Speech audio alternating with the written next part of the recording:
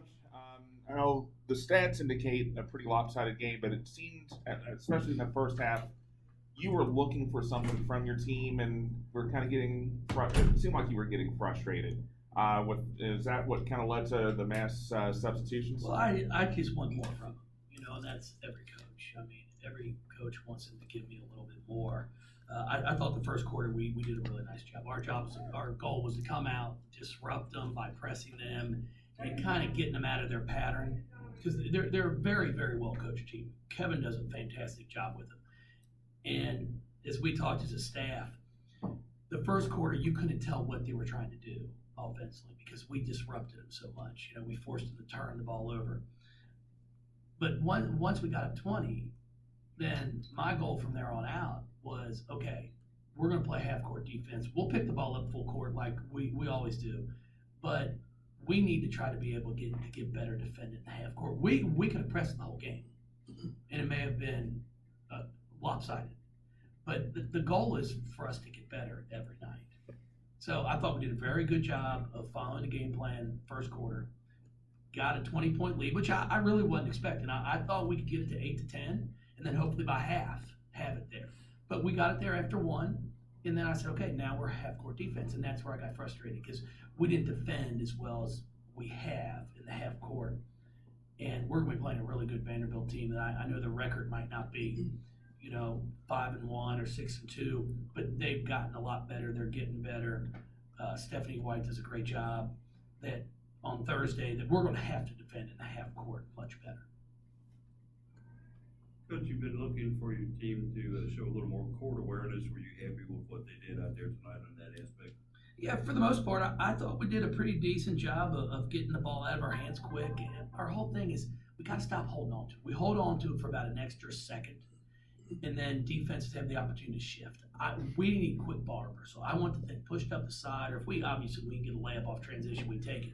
If not, quick look into the post. If it's not there, then we got to get that thing reversed to the other side to make the defense shift. And then once we make them shift, then we can attack off the bounce, or we can look to go high-low. There's a lot of good things that can happen. And I thought we did a much better job. I thought Dana actually played really well, but I thought she got tired there for about a stretch, and that's where she had her back-to-back turnovers with plays that she normally doesn't make. So, up to that point, she had 6 assists and 1 turnover, and I was very impressed with how she commanded the floor. Kylie Shook got the start tonight. What were your thoughts on her performance and why you gave her the start tonight? Well, Sam couldn't find her way to class. I think she got lost. It happens. Her and Sid had class together. They both. I don't know if they went to the wrong building or what took place, but there were puppies on campus this week. Is that what it was? There were in the library. That could have Finals week. So that's just kind of growing up, the maturity part of it. And I said, guys, that's not what we do around here. So I just told her she would not start. Now she'll start on Thursday night because I'm a big believer. You pay your price, and then we move on. We don't hold a grudge around here, and that's just part of the maturity process. But that's all that took place. What do you think of Kylie's start? You know what? Kylie played better off the ball, which is something that we've been talking to her about. She didn't shoot the ball very well tonight. She missed a few layups, but off the ball she did fine. She had 4 blocks. We're just really working with her right now of being able to guard the ball because everybody's starting to pick on her. They're starting to throw the ball at the elbow and driving it and challenging her, and that's the area that she has to improve. But she is working on it. How do you explain the progress you've made at the free throw line this year? Well, I think I let my assistants do the coaching at the free throw line the past few years, and now we've changed up and I'm doing that. No, it's the players. I mean, it's the kids have gotten into the gym, and they got embarrassed. It's like the past few years, it's like, guys, you tell me you're in there working on them, but you can't be because free throw shooting, it's just a repetition. It is a repetition of stepping up a routine and doing it over and over and over. And they finally got in there all summer long and did it. And now we're seeing the results of their work. I mean, I think we're shooting in the mid to upper 70s as a team. And if you could do that, that's pretty impressive. Because most coaches of my past years, if we could shoot 70% from the free throw line, we were excited as a team. But now I think we're high 70s, getting closer to 80. Follow up on that. The top 3 women's teams are shooting better from the free throw line than any men's teams. Is there a reason other than the size of the ball? You know what? I don't think, to be honest with you, the size of the ball, and that's kind of something that everybody's talked about. I'm not sure it's easier to shoot the smaller ball. You know, I've got players that have played in the past that went from the big ball to the small ball that would have rather kept playing with the big ball. No, I don't. It just could be, you know, technique, routine, the amount of time you spend on it. You know, we aren't practicing dunks. So that's one less thing that we have to worry about. So maybe we're spending more time working on free throw shooting. But it's something that's very, I mean, it's going to win you games and lose you games. There's no question about it. Our team's taking some pride in really making sure they're focusing on it. You're off to 9-0 start now. The team's off to 9-0 start, second best start in school history. Is there anything that you would like to see the team work on? I know you mentioned kind of, you know, the focus on half court defense in this game. Is there anything else that the team needs to work on? Well, we've got to continue. We had started off extremely well rebounding the basketball. We were dominating the glass.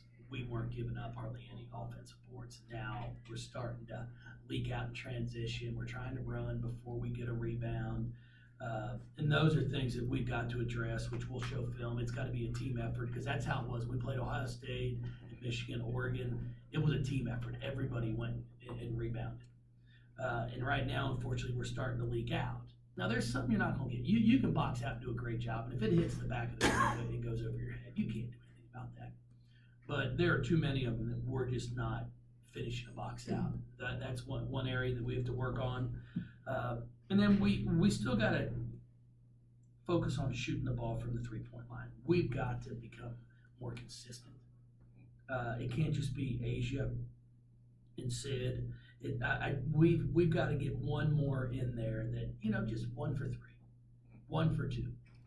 And if we can get that done, then we're going to, you know, be a lot more difficult to guard. Is that something that Kylie could probably step in? Kylie can do that. AC can do that. You know, I thought AC played a really good game tonight. You know, I'm just trying to get her to understand good shots and bad shots. You know, sometimes she wants to fire up a 3 real quick in the shot clock, and that's just not a good shot for her. Now, when that ball gets reversed or kicked out and she steps into it, great shot. But her game and one of her strong is that 15-foot, 12-foot pull-up jump shot, and that's where she made a lot of her shots tonight. And that's what I've got to just continue to get her to understand because, you know, a lot of players, their feelings get hurt when you're like, hey, it's a bad shot. Well, why is it a bad shot for me but a good shot for her? And it's just, I can show you stats.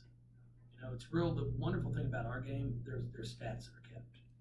And, you know, when you're shooting low 30%, high 20s from 3, it's not a good shot. I tell them all, you shoot 50% from the field, you can shoot it from wherever you want. I don't care if you get the inbounds pass and chuck it up from 75 feet. Because you won't keep shooting 50% if you do that. You know, some are like, oh, I can shoot it whenever I want to. Sure you can. And then I explain to them, now you do it when you miss it, your percentage will go down. And then when you get below 50, you only shoot it when I tell you to. And then they're like, oh. So, you know, I try to give them the old, you get to 50%, you shoot it whenever you want. And the ones that are there are taking good shots because there's a reason they're above 50%.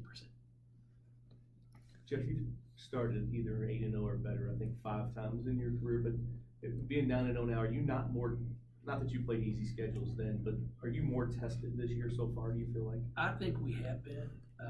You know, our game with South Dakota State, which, you know, it's one of those, I know nobody's going to make the trip up there to Brookings as media, but if you ever get a chance, go up there, you should.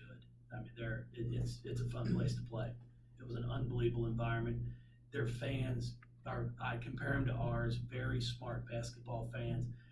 But after the game, I was even more impressed. I mean, when we left, their fans are coming out, the crowd congratulating our players, thanking us for coming up. I mean, it was remarkable. It was a hostile environment, but it was an environment that had great fans. They were, I mean, it wasn't spitting on you, throwing stuff at you, cursing at you. You know, afterwards they were congratulating you. But boy, they got into it and were loud. So we've had the opportunity to play some places where we've been challenged, and we played some very tough teams. So overall, to be 9-0 right now, I would have told you beginning of the season if we could have been 7-2 right now, I would have been excited with that, knowing where we were going to be playing and who we were going to be playing.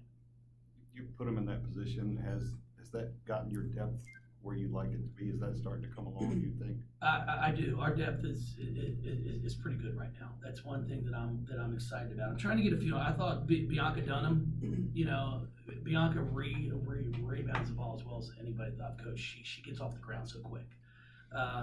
Sid just continuing to try to work on evolving her game into being more than just a shooter. But like I told her, hey, if you come out and go 3 for 5 from the 3-point line, you're going to play in a lot of ball games.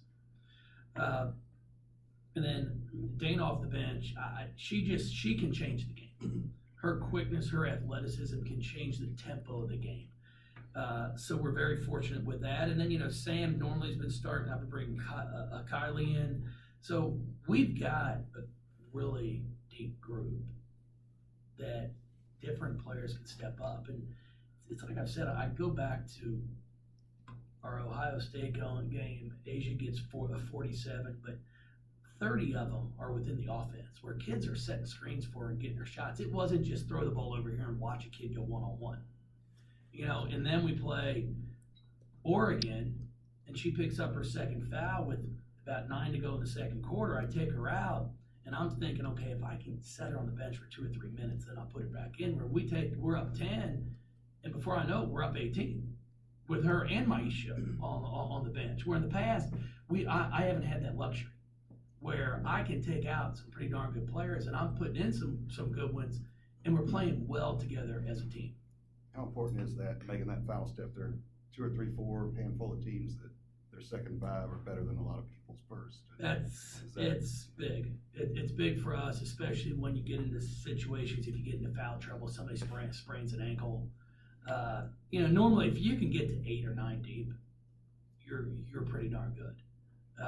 And right now, I think we're at that point, but we're going to need someone to become a little bit more consistent.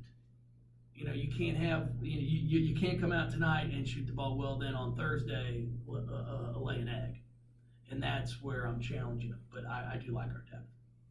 You had a good distribution of minutes tonight. We didn't see Loretta Kakala play, injury there.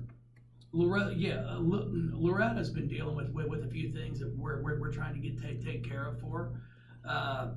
And she's been working her tail off. It has nothing to do. There's no disciplinary issues. There's nothing like that. We're just trying to let her take care of her, and we're trying to help her with that. But she's a great teammate. She's over there with Lindsay Duvall, and they're cheering, and they're engaged in the game. Hopefully we'll have some more in the next few days on what our plans are going to be moving forward. Thank you, everybody. Sure appreciate it.